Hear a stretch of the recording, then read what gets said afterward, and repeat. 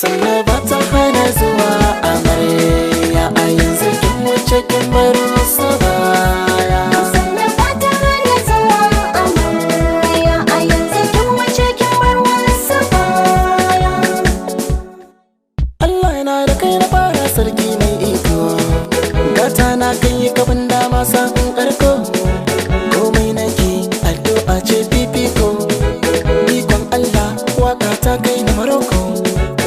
Salatin manzan Allah shi ne da tako, shi narke ni na wuce dukkanin tarko.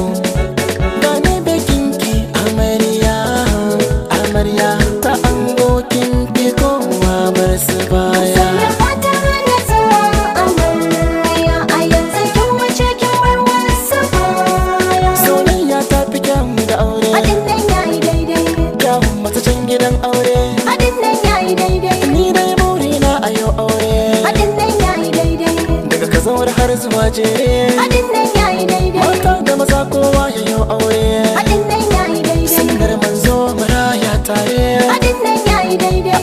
Kai ai aure, ai aure, ai aure, ai aure, ai aure, ai aure, ai aure. Sannan ba ta hana zuwa amarya a yanzu kin wuce kin bar wasu baya. Amarya lokacin ki ne amarya, kowa na san kina gani amarya.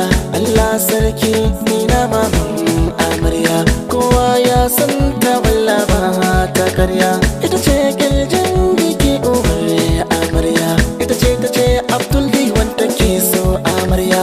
Mata wakar bikin auren soyayya, gani na zo don cika alkawar amarya. Sannan ba ta hana zuwa amarya a yanzu kin wuce kin bar wasu baya. Ango ka kware a soyayya ka sace zuciyarta, gashi kuna gani tana kallon ka kallo irin na tsafta. Lallai yau na shaida kuwa kai ne ka zama uban gidanta. Ango ka yi dace kuna ji ana ta yaban halinta, soyayya ta haɗa ku, gashi kun cike burin ku.